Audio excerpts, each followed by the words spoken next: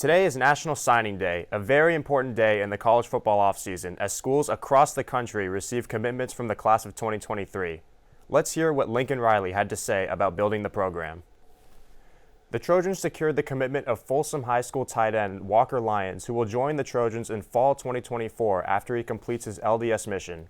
USC's other class of 2023 commitments include five-star quarterback Malachi Nelson of Los Alamitos High and five-star wide receiver Zachariah Branch of Bishop Gorman in Las Vegas. USC's offense will still remain the team's top strength in what should be Heisman winner Caleb Williams' final season with USC. The Trojans signed a lot of great players on both sides of the ball. Who are you guys most looking forward to seeing take the field next fall? I'm honestly pretty surprised that he ended up retiring after this season because it was pretty much a disaster from start to finish, both on and off the field, as we all know. And the Buccaneers this year were not a very good team. They got first place in the worst division in football, and he stunk it up against the Cowboys in the wild card round. So I thought he would have come back for another season and try to go to maybe the 49ers or the Raiders to try and prove to go out on a good note.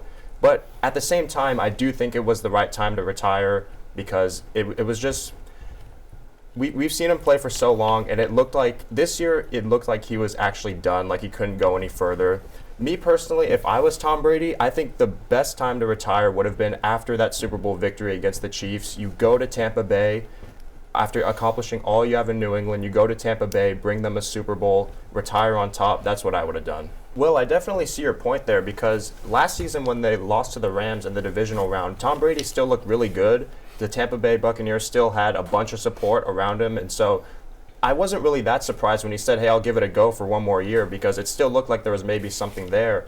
But I definitely agree that looking back on it, it's easy to say that he should have retired after that Super Bowl. But retiring this year was the right move in my opinion.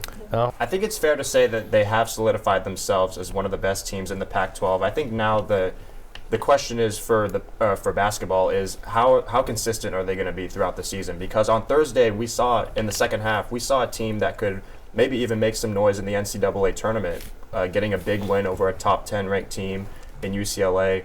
But we've also seen this team lose to Florida Gulf Coast in their opening game of the season, a loss that never should have occurred. So I think finding consistency is going to be the biggest storyline for basketball as the season continues. And Will, you talk about Boogie Ellis and his 27 points. That matched UCLA's entire second half scoring total. And when you bring up the point about the defense, I think what was hurting them in the first half is USC wasn't shooting the ball well on offense, at least the three ball, but UCLA was. They were really able to limit UCLA's three-point makes in the second half because I think they only had one. So that kind of defense is definitely going to serve them well moving forward. Arizona State has been struggling. They aren't very good. And we saw the women of Troy go out and beat Stanford, who at the time, number 2 ranked women's team in the country. So just not playing down to their competition, I think, is going to be the key for this upcoming game. I'm going with the Chiefs. I'm not betting against Patrick Mahomes. We were talking about Tom Brady earlier. When Tom Brady was in his prime playing in these big games, he was the guy you never bet against. I'm not betting against Patrick Mahomes. He went out and beat the Bengals on one leg, a team that basically had their way with the Buffalo Bills, and it was a very gutsy performance, and I believe they have so much momentum going into this game. I do respect the Eagles very much, even though their path to the Super Bowl, some could say, a little bit easier than most, but nevertheless, it's still very hard to get all the way to the Super Bowl. I respect them. They're a very good team. I'm just not betting against the Chiefs as long as 15 is at quarterback. I think when you look at the Philadelphia Eagles defense, even though their path has been pretty easy going against the Giants team that was limited at quarterback and a Niners team who simply didn't have a quarterback, let's just call it what it was, I think they still have game-changing players on that defense who will produce no matter who's in front of them. Hassan Reddick was a guy who basically ruined the entire 49ers game plan. He is the one who hit Purdy on that throw that got him knocked out. But he still, regardless, had a great game. Darius, big play Slay at the cornerback position. He's going to make some plays. C.J. Gardner-Johnson, Brandon Graham. They have a ton of superstars on that defense. You bring up those two very disappointing losses against the Oregon school. What I was most impressed with in terms of the Colorado game was the shooting and the defense from the Trojans. The Trojans shot 8 of 19. It's around 42% from 3. And they held Tristan Da Silva, Colorado's leading scorer, to 0 of 4 shooting, and he averages 16 points per game. So that was a great defensive display by the Trojans in that effort and the victory. I think a big part of it is, of course, the stars have to show up. Boogie Ellis and Drew Peterson have to have very good games. And I think we were talking about the depth earlier for USC. Reese Dixon, Waters, Josh Morgan, guys like that, to have maybe a surprise performance that can help put USC over the top against Arizona. And I went to the game against Arizona last year at Galen Center. It was not a pretty sight. USC got absolutely obliterated.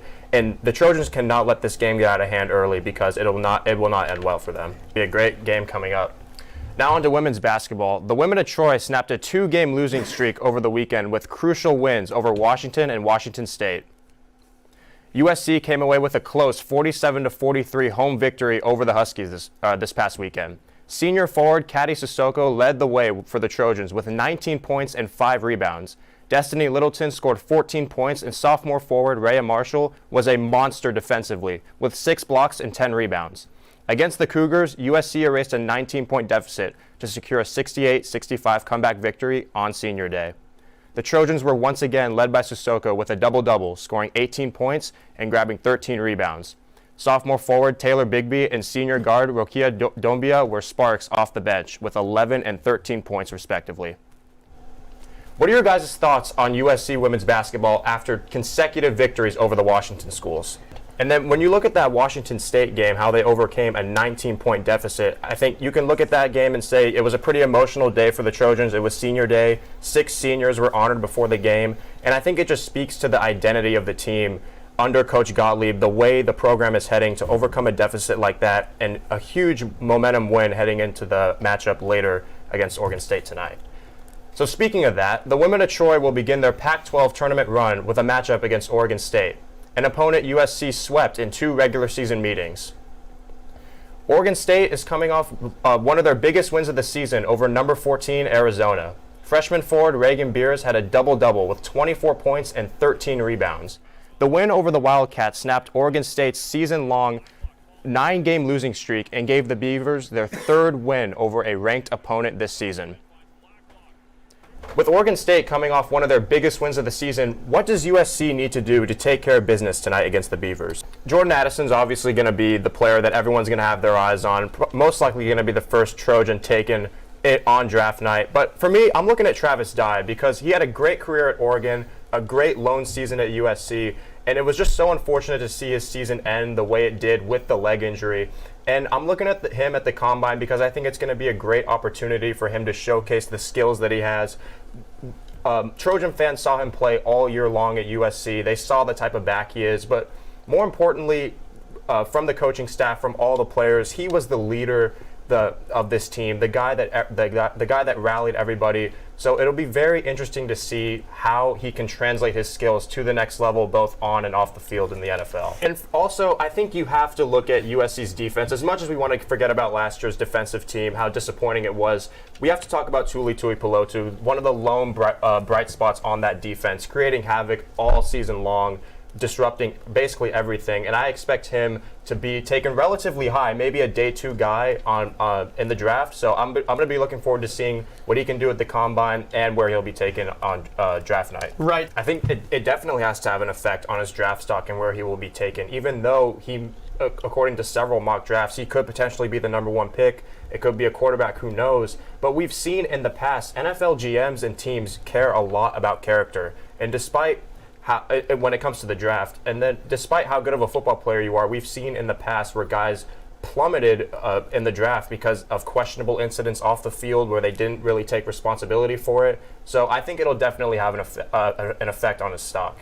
Will, you brought up some really great points about that Miami team, but I'm looking at this Florida Atlantic SDSU game. To me, what March Madness is all about, and what has been proven it to be about throughout this tournament, is who can win close, tight games when the moments are tough. And Florida Atlantic obviously coming in 11 straight victories rolling into this game. Teams are always on a roll heading into the Final Four because of the elimination style tournament. But their largest margin of victory in the tournament has been 8 points. I just like what they're doing in close games this tournament. And when I look at San Diego State's last matchup against Creighton, they won on the free throw line. A lot of people had problems with that game being decided by a foul. It was a foul, but I just like how Florida Atlantic has been executing in close games. And I'm going to take them in an upset over SDSU. Definitely something to look forward to. But moving on to football, USC's running backs continue to show their versatility during Tuesday's practice. Let's hear what head coach Lincoln Riley has to say about his confidence in the Trojans' backfield. With Travis Dye declaring for the draft, USC's backfield will feature multiple veteran running backs next season and second-year back Raleek Brown. Let's hear from running backs coach Kyle McDonald on how USC's running backs look so far. Guys, coming off the success of last season, as spring practice continues to progress, what are you guys looking forward to seeing from certain players in practice? I just look at what the Padres did in that NLDS series against the Dodgers last postseason. And Thomas, you said it all. They have all the pieces. So I think this year is a year they can put it all together and go get that crown. But when we talk about the Dodgers, they're going to have a lot of expectations for this season because of what they did last season with those 111 wins. One of the more dominant regular seasons we've seen in recent memory, but they flamed out in the postseason. So I'll be looking forward to seeing how they can bounce back from that.